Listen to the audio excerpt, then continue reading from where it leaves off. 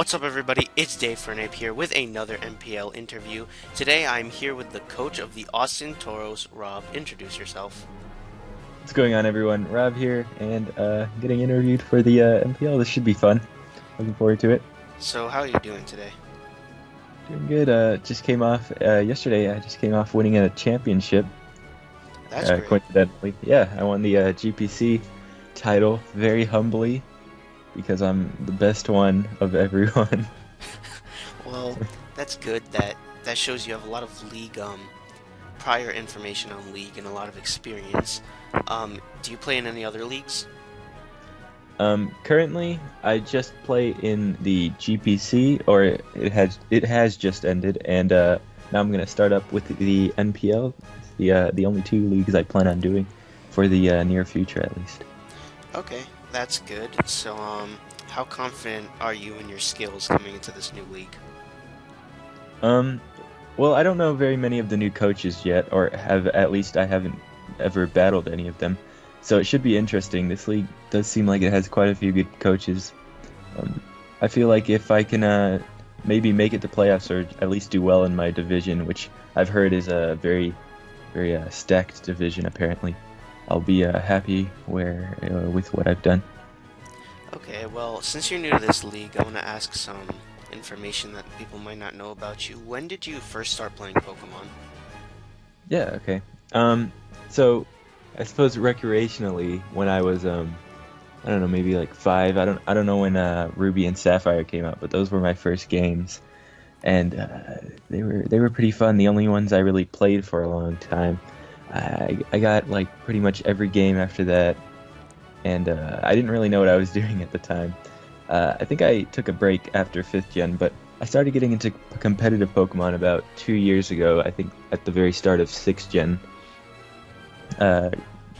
Yes, I wasn't around during the 5th generation of competitive, but my friend taught me, who's doesn't really do Pokemon anymore, but after that I met a bunch of really good friends through leagues and whatnot, and now I just primarily just do leagues. Do you play any other video games besides Pokemon? Any other video games besides Pokemon? I played FIFA for a while. I still do sometimes, but it's mainly just Pokemon for me. Do you have any other hobbies besides like video games, like sports or skills? Yeah, I love soccer. I do. I love to play it, watch it, and whatnot. I really like films. I'm really into films. Oh, that's cool. What position in soccer do you play? Do I play normally around the midfield, but I'm not the best player. I just play at my university. I just played indoor. I stopped playing outdoor for a while, but yeah. Oh, that's okay. That's still pretty cool. So, how excited are you for the new league? For this new league, I'm very excited. I'm really happy with the draft I've made, and I think there's really a lot of really good competition in this league, which should be a lot of fun. Testing my skills even more in this other league, seeing how far I can get. Well, this season we had a salary cap introduced, so how difficult was it for you to manage your cap? Actually, coincidentally, not hard at all. I ended up with quite a few points left over when it came to my last pick. I just wasn't making the most expensive choices throughout the draft for some reason. I just wasn't paying attention to the amount of points I could spend, which kind of hindered me at the end when all the good things were gone, and like the best thing that was left was maybe a 13 points, which I ended up picking up, and I still had some points left over. So it seems like you drafted a little bit more conservatively than others. I guess you could say that, but it's what I wanted to draft, so I don't really, see it as that. Okay, well, are you happy with your draft? Did you get sniped at all, or? I'm really happy with my draft. I like how it turned out. I think it's very balanced. I know some of the analysts didn't like it, i.e. Verd. I don't know, I just give him a hard time, but yeah, I think it turned out to be a very solid draft. Some people would say that it's lacking in the like wall breaking potential, but I think I have ways to go around that, and I don't necessarily need to play like that all the time. Well, as you said, some people might kind of underestimate you and put you a little bit lower in their power rankings and don't think you have the necessarily best team, while other people's put you on the top of their power rankings. So, how do you respond about that? How do you think? Yeah, that was kind of funny seeing me at both the top and bottom of people's power rankings. So I suppose you could say mixed reviews. I really like the draft that I drafted, so that's most important. The most important thing to me, that I like it, and it's the way I could play. So. Do you have something to say to the people that underestimate you? Oh, the people that underestimate me is the worst mistake you can ever make in your life. Either that or you're completely rational in that. I don't know, I just like giving Vert a hard time. I think we all do. So, going more in depth with your draft. So, we all see that you drafted Greninja as your last pick, and you said especially because you had some points left over, so you picked up a little bit more powerful Pokemon. So Greninja doesn't, we're not allowed to have protein on our Greninja. So, do you still think Greninja's viable even without that ability? Yeah, I do think it's viable. There's the thing about Greninja; it's very versatile. I would say it can be a hazard stacker. It can be like a mon you can just use to Volt Turn and whatnot. It's decent special. It's pretty good special attack, good physical attack. It has an amazing move pool. And the thing I really wanted it for was its incredible speed of 122 or 23 or something like that, because at the time my team was lacking a bit of speed. But I think it'll be very viable, at least in the way I'm going to use it. But overall, yeah, it's a great mon even without the protein ability, I would say. Okay, well, so you have Galvantula. Are you planning on using that for sticky webs? Did you plan your team around that? I actually didn't plan my team around that. That's one of the things I did get sniped on. It was one of the last good fast electric types that were left. Originally I wanted to get Heliolisk, and I believe it got sniped, and so I was looking at Jolteon, which also got sniped. I didn't have enough points for Raikou, so I ended up going with Galvantula as the fast electric type that I wanted it. And although its special attack is not the greatest, the cool thing about Galvantula is that its ability is compound-ized, so you don't have to run Thunderbolt. You can actually run Thunder with a pretty high accuracy, which is nice. That's good. And so you have Tangrowth and Florges. What play style are you looking for? Because we also see other Pokemon like Latios and Greninja, which are just heavily offensive. So are you going for balance, or are you gonna run multiple play styles? I think this team really allows me to pick and choose what kind of play style I want, because as you look at it, it's a very balanced team in terms of it has everything. Good hazard setters in Nidoqueen, in Seismitoad, Greninja, Galvantula, and whatnot.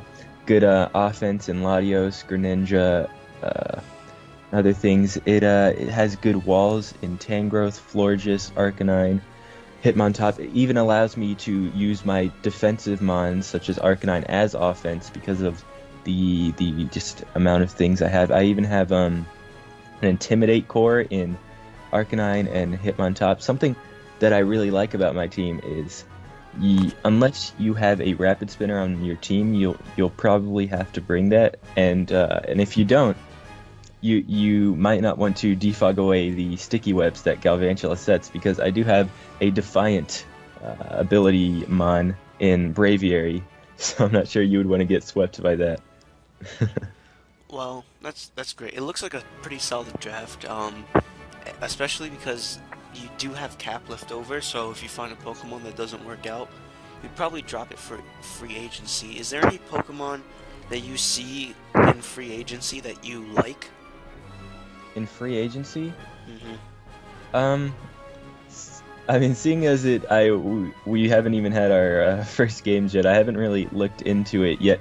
But maybe possibly a like an Embor. I'm not sure if it's in free agency or like a Staraptor or something like that is something I would be interested in. Well, yeah, those are pretty powerful mons, and you're probably one of the only coaches that would have the cap to pick them up at this point. Yeah. So, I do give my hats off for that. That is pretty good. You're probably the best at handling cap in this league so far. So, is there any coach that you look up to in this league? In this league, okay, in this league. So as I said, I'm not familiar with too many of the coaches in this league, but someone that I do think is a very good battler is Trev that I've seen. Although many credit his successes with luck and whatnot, I do think he's a really good team builder and battler and whatnot, and he really helped me prep for the GPC playoffs actually, which is pretty awesome. Yeah, Trev is pretty good, except for the one time I almost beat him with a Poison Point Nidoking in a own tempo Slowbro, and I would have won if Showdown decided to bring the right sets. But we don't have to talk about that. That's okay. Yeah, Trev is a really That good sounds like player, and yeah, you have to be good to be lucky, and lucky to be good. So definitely, Trev does have a lot of skill, with or without luck. He's a very good player. So who are you most excited to play? Who am I most excited to play this season? Probably Riz, just because I have yet to play with him, even though I know him pretty well now, and I don't know, it just feels like a moral victory if I beat him. Okay. That's great. I think we all want to see Riz lose. JK, we love you. We love you, Riz. How do you like your matchup versus your division? My division. Okay, let me take a look at my division really quickly.